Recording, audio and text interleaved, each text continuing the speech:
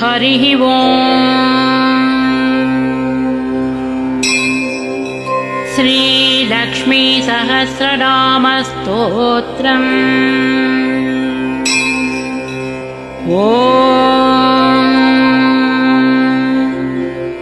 अस्य श्री लक्ष्मी दिव्य सहस्रनामस्तोत्रमहामन्त्रस्य आनन्दकर्दमचिक्लीतेन्दिरा सुतादयो महात्मानो महर्षयः अनुष्टुप्छन्दः विष्णुमायाशक्तिः महालक्ष्मीः परादेवता। श्री महालक्ष्मी प्रसादद्वारा सर्वेष्टार्थसिद्ध्यर्थे जपे विनियोगः।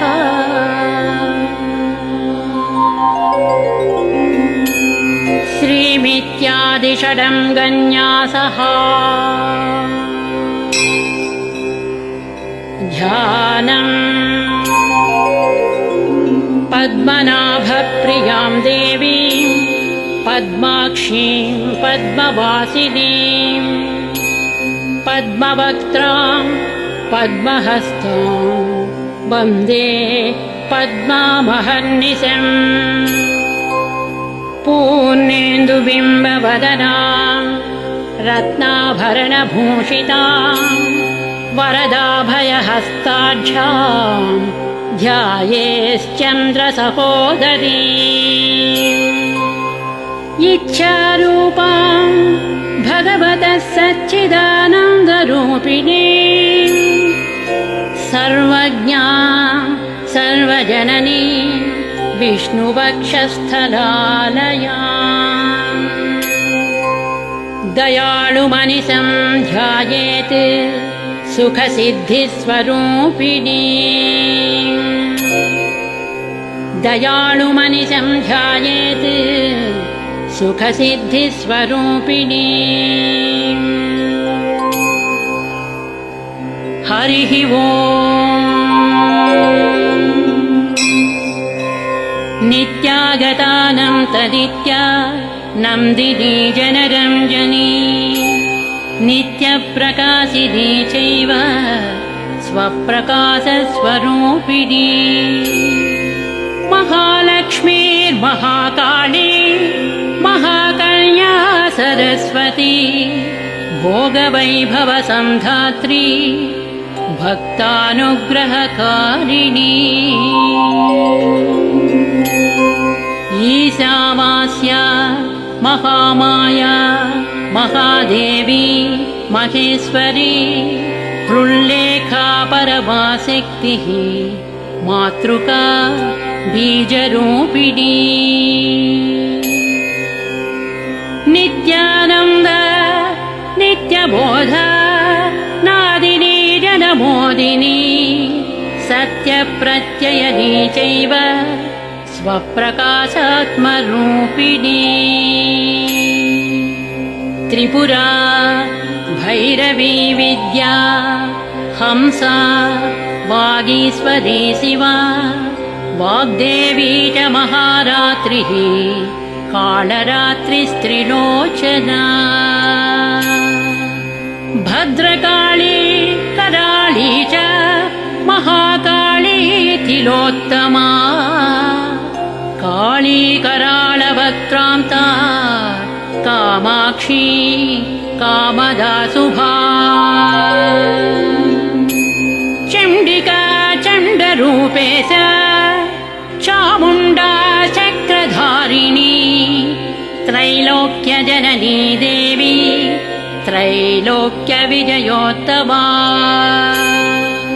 सिद्धलक्ष्मीः क्रियालक्ष्मीः मोक्षलक्ष्मीः प्रसादिनी उमा भगवती दुर्गा चान्द्री दाक्षायणी शिवा। प्रत्यङ्गिराधरा वेला लोकमाता हरिप्रिया पार्वती परमादेवी ब्रह्मविद्या प्रदायिनी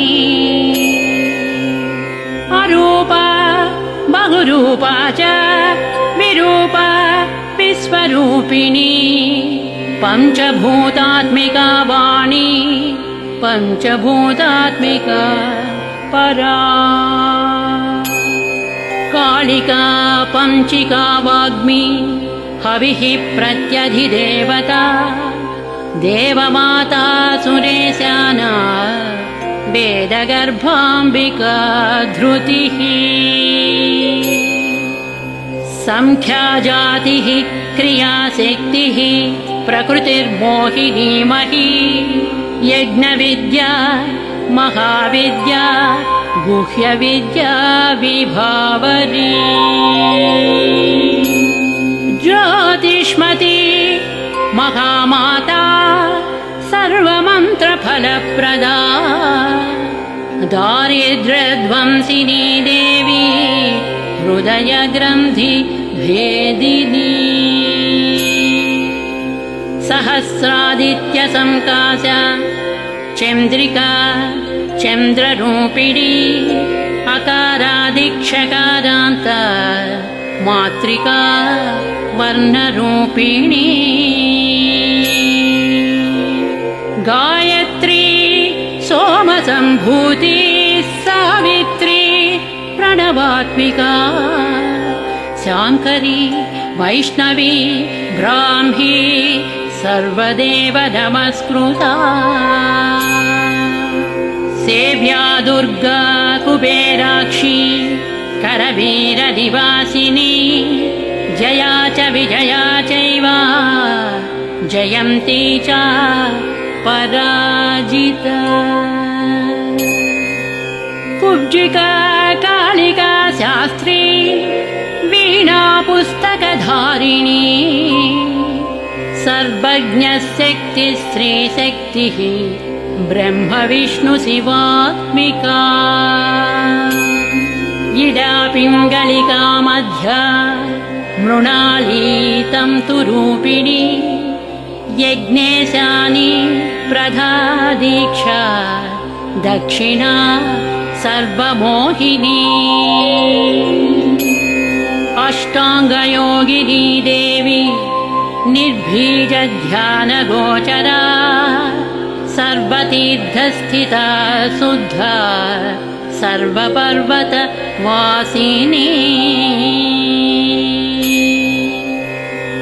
वेदशास्त्रप्रभा देवी षडङ्गादिपदक्रमा शिवा धात्री शुभानन्दा यज्ञकर्मस्वरूपिणी व्रतिनी मेनका देवी ब्रह्माणी ब्रह्मचारिणी एकाक्षरपरा तारा भवबन्धविनाशिनी विश्वम्भरा धरा धारा निराधाराधिकस्वरा राकाकुहूरमावास्या पूर्णिमानुमती द्युतिः सिनीवाली शिवावस्या वैश्वदेवी पिसङ्गिला पिप्पला च विशालाक्षी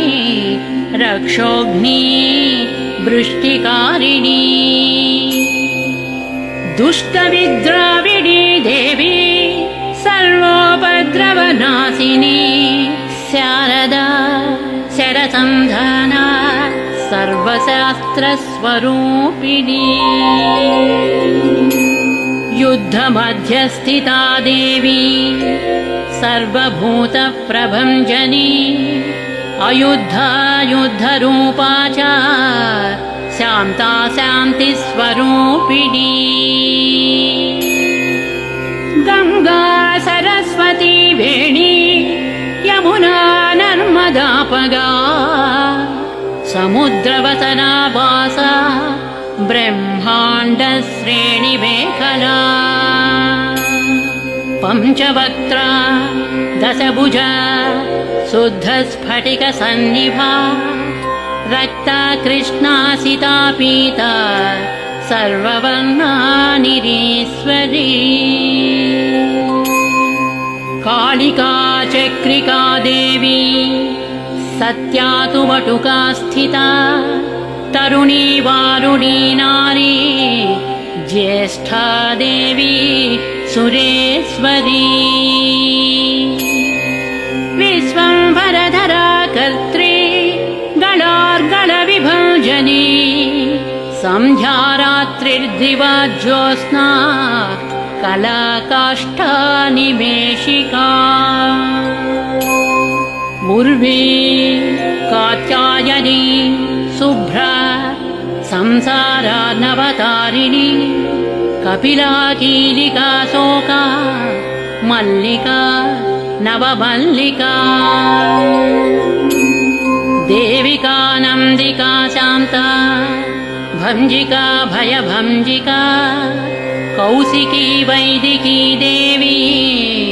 सौरी रूपाधिकातिभा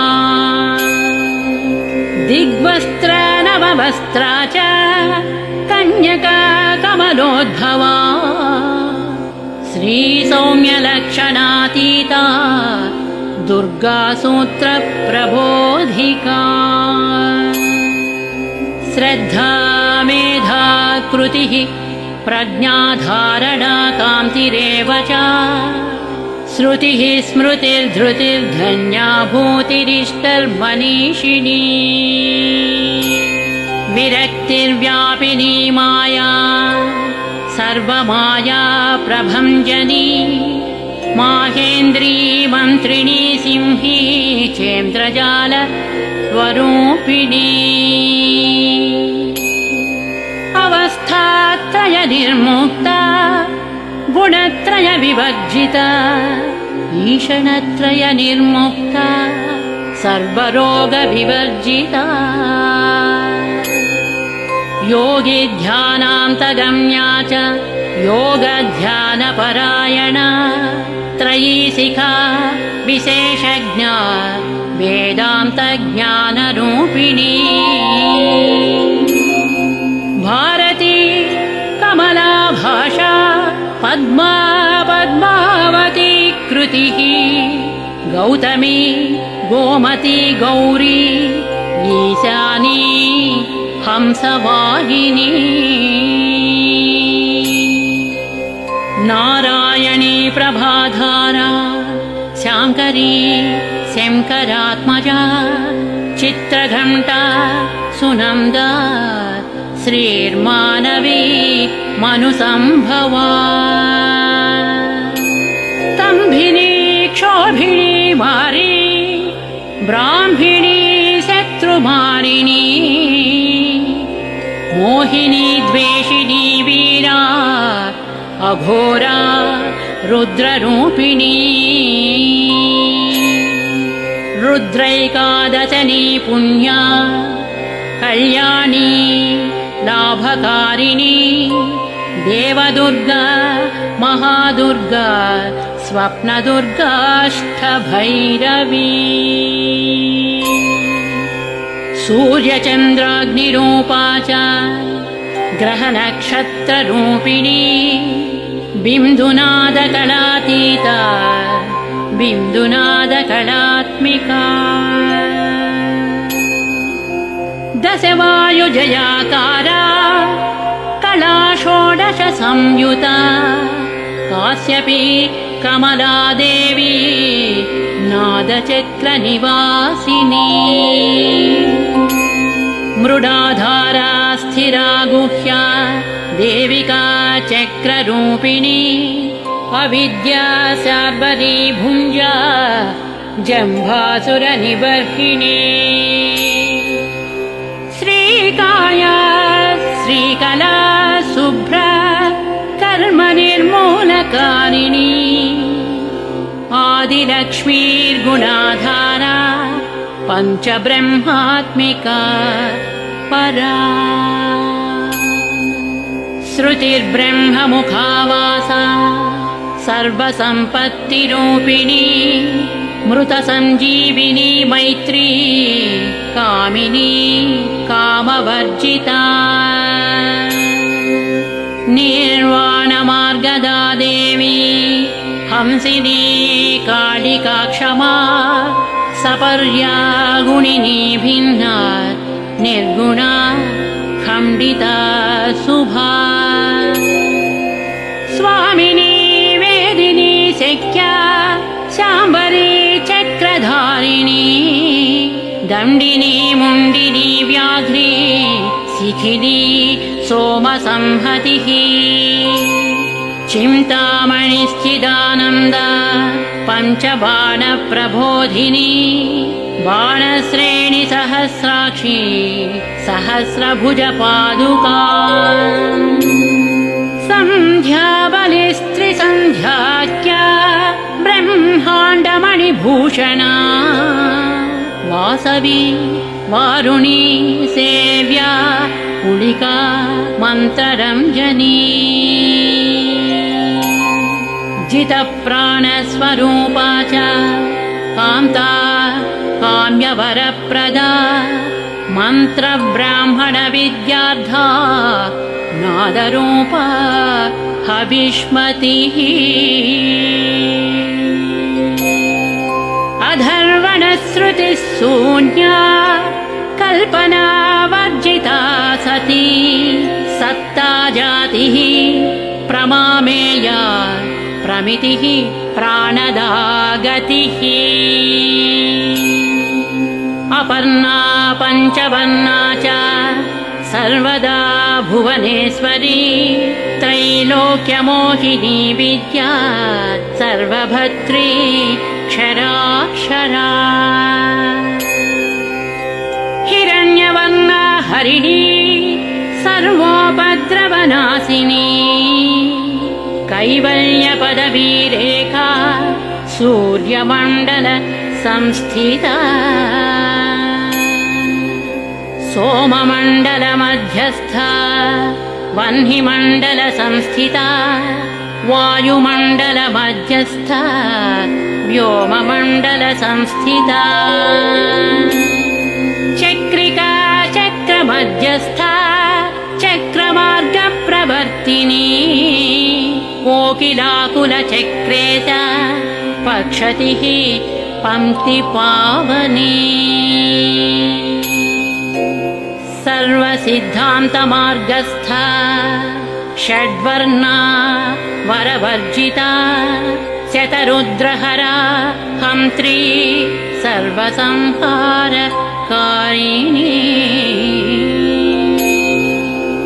पुरुषा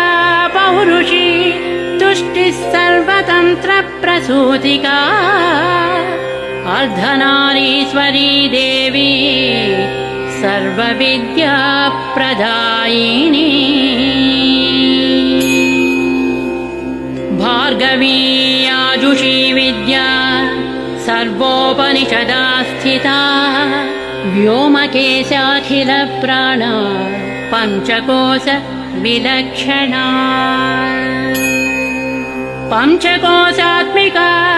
प्रत्यक् पञ्चब्रह्मात्मिका शिवा जगज्जराजनित्री च पञ्चकर्म प्रसूतिका वाग्देव्याभरणाकारा सर्वकाम्यस्थिता स्थितिः अष्टादश चतुष्षष्टिपीठिका विद्यया युता कालिका कर्षणश्यामा यक्षिणी किन्नरेश्वरी केतकी मल्लिका शोका वाराही धरणि ध्रुवा नारसिंही महोग्रास्या भक्तानामार्तिनाशिनी अन्तर्बला स्थिरा लक्ष्मीः जरामरण नाशिनी श्रीरङ्गिता महाकाया सोमसूर्याग्निलोचना अदितिर्देवमाता च अष्टपुत्राष्टयोगिनी अष्टप्रकृतिरष्टाष्ट बिभ्राजद्विकृताकृतिः दुर्भिक्षध्वंसिनी देवी सीता सत्या च रुक्मिणी ख्यातिजा भार्गवी देवी देवयोनिस्तपस्विनी शाकम्भरी महाशोणा गरुडोपरि संस्थिता सिंहगा व्याघ्रगा देवी वायुगा च महाद्रिगा अकारादिक्षकारान्त सर्वविद्याधिदेवता मन्त्रव्याख्याननिपुणा ज्योतिःशास्त्रैकलोचना गिडा पिङ्गलिका मध्य सुषुम्ना ग्रन्थिभेदिनी कालचक्राश्रयोपेता कालचक्रस्वरूपिणी वैशारदी मतिश्रेष्ठा वरिष्ठा सर्वदीपिका वैनायकी वरारोहा श्रोणीवेला बहिर्बलिः जम्भिनी जृम्भिनी जृम्भकारिणी गणकारिका शरणी चक्रिकानन्त सर्वव्याधिचिकित्सकी देवकी देवसंकासा वारिधिः करुणाकरा सर्वरी सर्वसम्पन्ना सर्वपापप्रभञ्जनी एकमात्रा द्विमात्रा च त्रिमात्रा च तथा परा अर्धमात्रा परा सूक्ष्मा सूक्ष्मार्धार्धपरा परा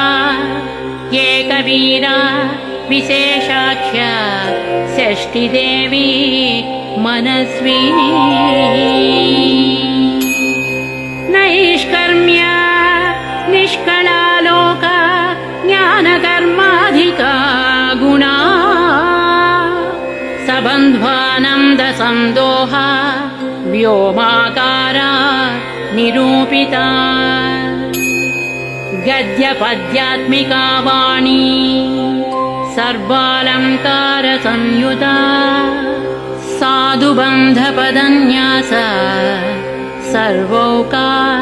घटिकावलिः षट्कर्मी कर्कशाकारा सर्वकर्म विवर्जिता आदित्यवर्णा च पर्णा कामिनी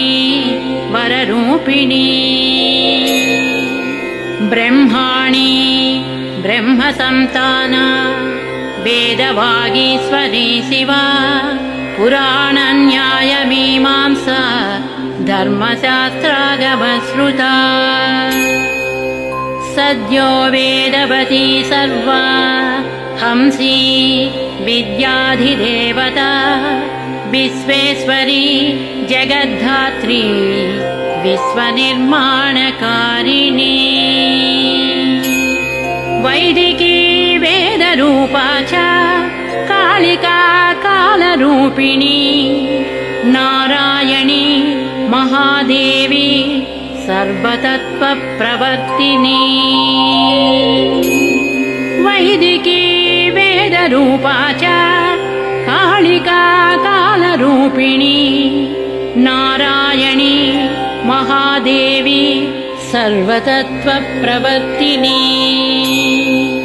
हिरण्यवर्णारूपा च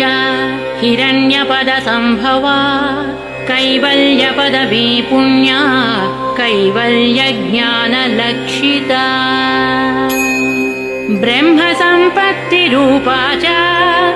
ब्रह्मसम्पत्तिकारिणी वारुणी वारुणाराजा सर्वकर्म प्रवर्तिनी एकाक्षरपरा युक्ता सर्वदारिद्र्यभञ्जनी पाशाङ्कुशान्विता दिव्या वीणा व्याख्याक्ष सूत्रभृत् एकमूर्तिस्त्रयी मूर्तिर्मधुकैटभञ्जनी साङ्ख्यवती ज्वाला ज्वलन्ती कामरूपिणी जाग्रती सर्वसम्पत्ति सुषुप्ता स्वेष्टदायिनी कपालिनी महादंष्ट्रा भ्रुकुटी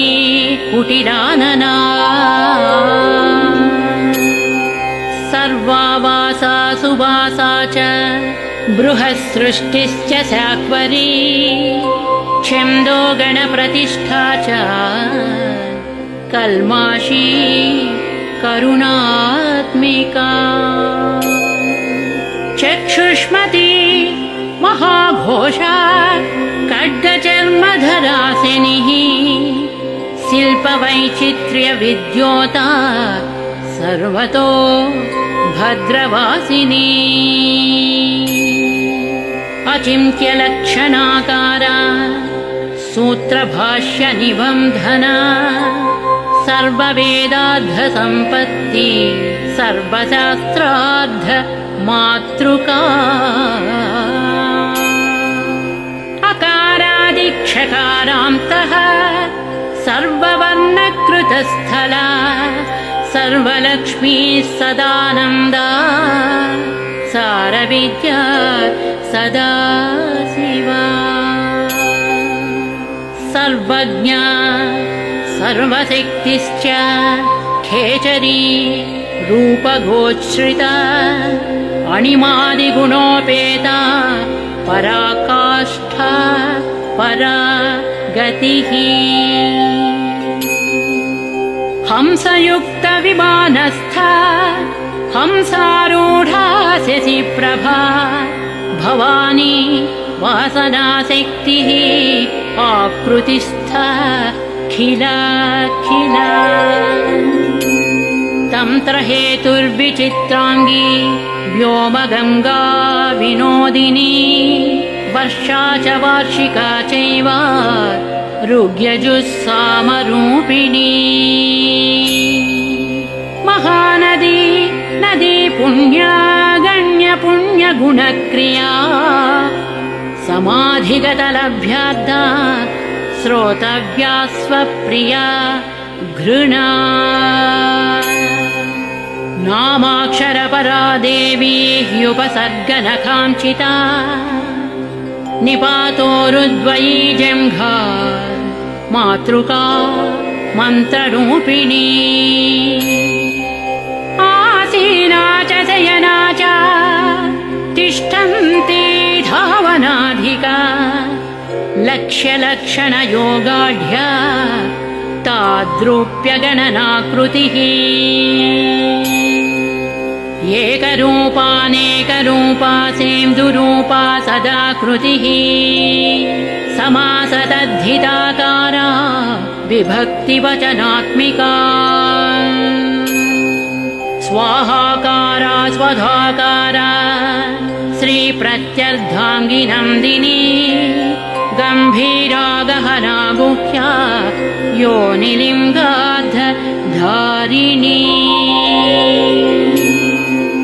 शेषवासुकि संसेव्या चपलावरवर्णिनी कारुण्यकार सम्पत्तिः कीलकृन्मन्त्रकीलिका शक्तिबीजात्मिका सर्वमन्त्रेष्ठाक्षयकामना आग्नेयी पार्थिवा आप्या वायव्या व्योमकेतना सत्यज्ञानात्मिकानन्दा ब्राह्मी ब्रह्मसनातनी अविद्यावासना माया प्रकृतिः सर्वमोहिनी शक्तिर्धारणशक्तिश्च चिदचिच्छक्तियोगिनी वक्त्रारुणा महामाया मरीचिर्मदमर्दिनी विराट् स्वाहा स्वधा शुद्धा निरूपाप्तिः सुभक्तिगा निरूपिताद्वयी विद्या नित्या नित्यस्वरूपिणी वैराजमार्गसञ्चारा सर्वसत्पददर्शिनी जालन्धरी मृडानी च भवानी भवभञ्जनी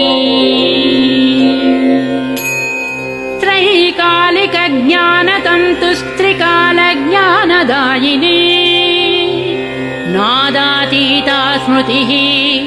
प्रज्ञाधात्रीरूप त्रिपुष्करा पराजिता विधानज्ञा विशेषितगुणात्मिका हिरण्यकेशिनी हेमा ब्रह्मसूत्रविचक्षणा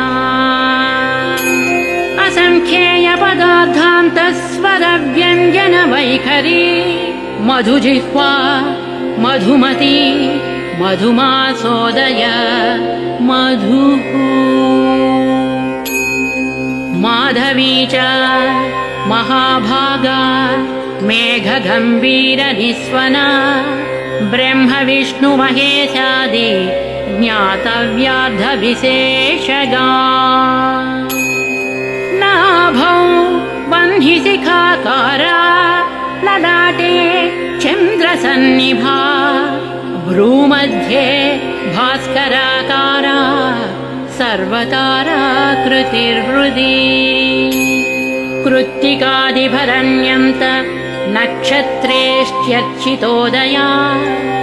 ग्रहविद्यात्मिका ज्योतिर्ज्योतिर्विस्मृतिजीविका ब्रह्माण्डगर्भिणी बाला सप्तावरणदेवता वैराजोत्तमसाम्राज्या कुमार कुशलोदया बगला भ्रमराम्बा च शिवदूती शिवात्मिका मेरुविंध्यादिसंस्थाना काश्मीरपुरवासिनी योगनिद्रा महानिद्रा विनिद्रा राक्षसाश्रिता सुवर्णदा महागंगा पञ्चाख्या पञ्चसंहतिः सुप्रजाता सुवीर्या च सुपोषा सुपतिः शिवा सुगृहा रक्तबीजान्ता हतकन्दर्पजीविका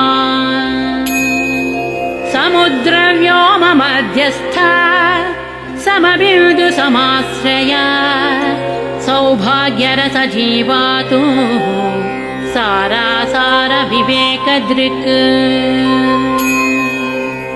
त्रिविल्यादिसुपुष्टाङ्गा भारती भरताश्रिया नादब्रह्ममयी विद्या ज्ञानब्रह्ममयी परा ब्रह्मनाडीनिरुक्तिश्च ब्रह्मकैवल्यसाधना कालकेयमहोदारा वीर्यविक्रमरूपिणी बडवाग्निशिखावक्त्रा महाकबलतर्पणा महाभूता महादर्प महासारा महाक्रतुः पञ्चभूता महाग्रासा पञ्चभूतादिदेवता सर्वप्रमाण सम्पत्तिः सर्वरोगप्रतिक्रिया ब्रह्माण्डान्तर्बहिर्व्याप्ता विष्णुवक्षो विभूषिणी शाङ्करी विधिवक्त्रस्था प्रवरा वरहेतुकी हेममाला शिखामाला त्रिशिखा पञ्चलोचना सर्वागम सदाचार मर्यादायातु भञ्जनी पुण्यश्लोकप्रबन्धाढ्या सर्वान्तर्यामिरूपिणी सामगानसमाराध्या श्रोतुकर्णरसायना जीवलोकैक जीवातुर्भद्रोदारविलोकना तटित्कोटिलसत्कान्तिस्तरुणी हरिसुन्दरी मीननेत्रा च सेन्द्राक्षी विशालाक्षी सुमङ्गला सर्वमङ्गलसम्पन्ना साक्षान्मङ्गलदेवता देहहृद्दीपिका दीप्तिर्जिह्वा पापप्रणाशिनी अर्धचन्द्रोल्लसद्दंष्ट्रा यज्ञवाटी विलासिनी महादुर्गा महोत्साह महादेव बलोदया डाकिनीढ्या शाकिनीढ्या हाकिनीढ्या समस्तजुट निरङ्कुशानाकिवन्द्या षडाधाराधिदेवता भुवनज्ञाननिःश्रेणिः भुवनाकार वल्लरी शाश्वती शाश्वताकारा लोकानुग्रहकारिणी सारसी मानसी हंसी हंसलोकप्रदायिनी चिन्मुद्रालङ्कृतकरा कोटिसूर्यसमप्रभा सुखप्राणिशिरोरेखा सदसदृष्टप्रदायिनी सर्वसाङ्कर्यदोषघ्नी ग्रहोपद्रवनाशिनी क्षुद्रजन्तुभयग्नी च विषरोगादिभञ्जनी सर्वसाङ्कर्यदोषघ्नी ग्रहोपद्रवनाशिनी क्षुद्रजन्तुभयग्नी च विषरोगादिभञ्जनी सदा शान्ता सदा शुद्धा गृहच्छिद्रनिवारिणी कलिदोषप्रशमनी कोलाहल पुरस्थिता गौरी लाक्षणिकी मुख्या जगन्याकृतिवर्जिता मायाविद्या मूलभूता वासवी विष्णुचेतना वादिनी वसुरूपा च वसुरत्नपरिच्छदा छान्दसी चन्द्रहृदया मन्त्रस्वच्छन्दभैरवी वनमाला वैजयन्ती पञ्चदिव्यायुधात्मिका पीताम्बरमयी चञ्चत्कौस्तुभा हरिकामिनी नित्या तद्ध्या रमा रामा रमणी मृत्युभञ्जनी ज्येष्ठा काष्ठा धनिष्ठां ता शराङ्गी निर्गुणप्रिया मैत्रेया मित्रविन्दा च शेष्यशेषकलाशया वारणासी वासलभ्या चाव्यावर्तजनस्तुता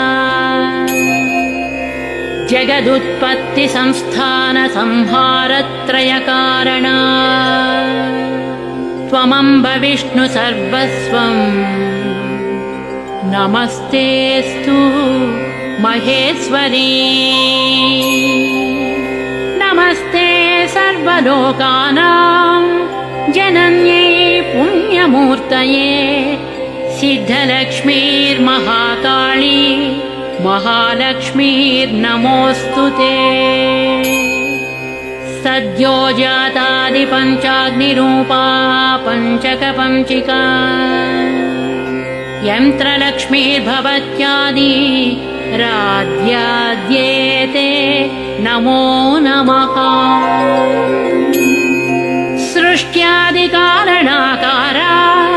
वितते दोषवर्जिते जगल्लक्ष्मीर्जगन्माता विष्णुपत्नी नमोऽस्तुते। नवकोटिमहाशक्तिसमुपास्य पदाम्बुजे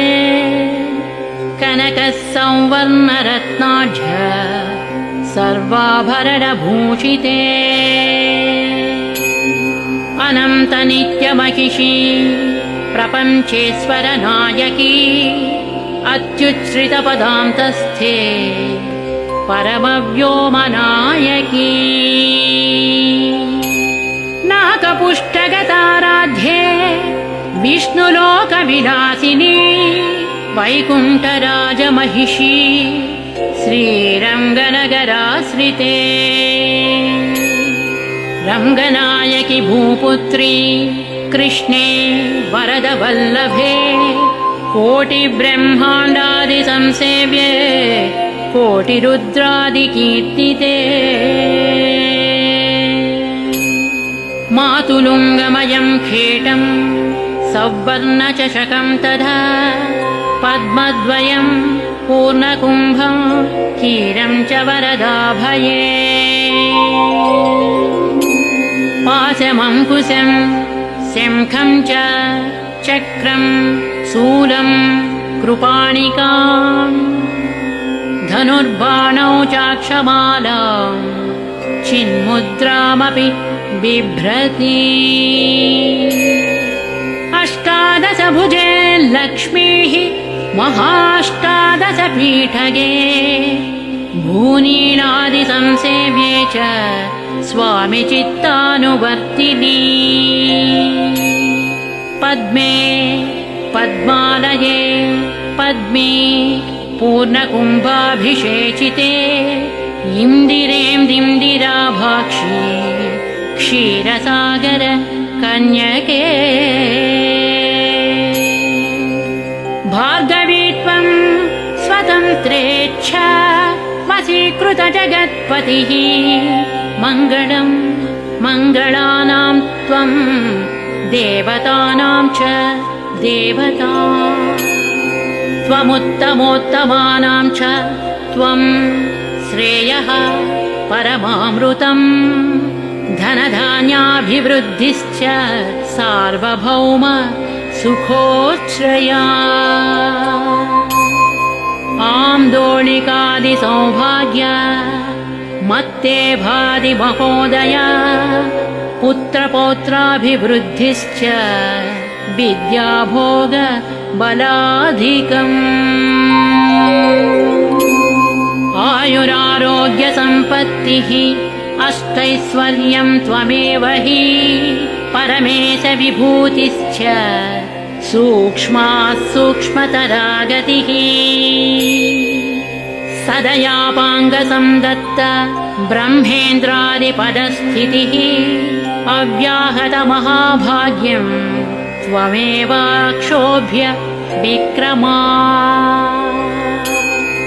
समन्वया च वेदानामविरोधात् त्वमेव हि निःश्रेयसपदप्राप्ति साधना फलरूपिणी श्रीमन्त्रराजराज्ञी च श्रीविद्याक्षयमकारिणी श्रीं बीजजपसन्तुष्टा ऐं ह्रीं श्रीं बीजपालिका प्रपत्तिमार्गसुलभा विष्णुप्रथमकिङ्करी क्लींकाराद्धसवित्री च सौमङ्गल्याधि देवता श्री षोडशाक्षरी विद्या श्रीयन्त्रपुरवासिनी श्री षोडशाक्षरी विद्या श्रीयन्त्रपुरवासिनी सर्वमङ्गलमाङ्गल्ये शिवे सर्वार्थसाधिके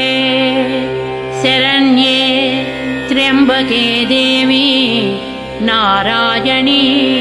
नमोऽस्तु ते। पुनः पुनर्नमस्तेऽस्तु साष्टाङ्गमयुतं पुनः। सनत्कुमार उवाच एवं स्तुता महालक्ष्मीर्ब्रह्मरुद्रादिभिः सुरैः समद्भिरार्त्यै देवैश्च निःसत्त्वैर्भोगवर्जितैः ज्येष्ठाजुष्टैश्च निःश्रीकैः संसारास्वपरायणैः विष्णुपत्नी दधौ तेषां दर्शनं दृष्टितर्पणम्। शरत्पूर्णेन्दुकोट्याभा धवलापाङ्गवीक्षणैः सर्वां सत्त्वसमाविष्टांश्चक्रे हृष्टावरं ददौ। नमद्भिरार्तैर्देवश्च निःसत्त्वैर्भोगवर्धितैः महालक्ष्मीरुवाच नाम्नां साष्टसहस्रं मे प्रमादाद्वापि यः सकृत् कीर्तयेत् तत्कुले सत्यं वसाम्या चन्द्रतारकम्। किं पुनर्नियमाज्ञप्तुर्मदेकस्य रण्यस्य च मातृवस्थानुकम्पाहं पोषकी स्याम् अहर्निशम्। मन्नाम स्मरतां लोके दुर्लभं नास्ति चिन्तितम् मत्प्रसादेन सर्वेऽपि स्वस्वेष्टार्थमवाप्स्यथा। लुप्तवैष्णवधर्मस्य मद्व्रतेष्वकीर्तिनः भक्तिप्रपत्तिहीनस्य वन्द्यो नाम्नां जपोऽपि मे। तस्मादवश्यं तैर्दोषैर्विहीनः पापवर्जितः जपेत् साष्टसहस्रं मे नाम्नां प्रत्यहमादरात्। साक्षादलक्ष्मीपुत्रोऽपि दुर्भाग्योऽप्यलसोऽपि वा अप्रयत्नोऽपि मूढोऽपि विकलः पतितोऽपि च अवसातु प्राप्नुयाद्भाग्यं मत्प्रसादेन केवलम्। स्पृहेयमचिराद्देवाः वरदानाय जापिनः। ददामि सर्वमिष्टार्थं लक्ष्मीति स्मरतां ध्रुवम्। ददामि सर्वमिष्टार्थं लक्ष्मीति स्मरतां ध्रुवम्। सनत्कुमार उवाच इत्युक्तां तर्धते लक्ष्मीः वैष्णवी भगवत्कला इष्टापूर्तं च सुकृतं भागधेयं च चिन्तितम्। स्वं स्वं स्थानं च भोगं च विजयं लेभिरे सुराः तदेतत् प्रदाम्यद्य लक्ष्मीनामसहस्रकम्। योगिनं पठति क्षिप्रं चिन्तितार्थान् वाप्स्यदा। गार्ग्य उवाच सनत्कुमार योगीन्द्र इत्युक्त्वा स दयानिधिः अनुगृह्य ययौ क्षिप्रं